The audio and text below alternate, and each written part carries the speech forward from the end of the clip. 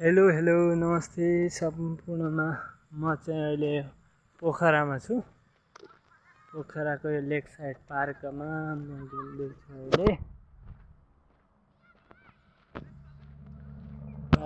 यो देखाइरहेको दृश्य चाहिँ पोखरा लेक साइडको माथि जङ्गल हो। यता खुल्ला पार्कमा चाहिँ त्यहाँ चाहिँ साथीहरू क्रिकेट खेल्दैछन्। हामी चाहिँ यसो घुम्ने भनेर आएको पार्कमा।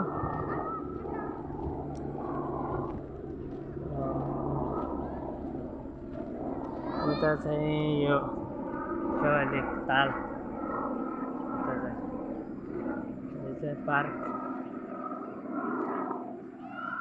धेरै राम्रो छ पार्क।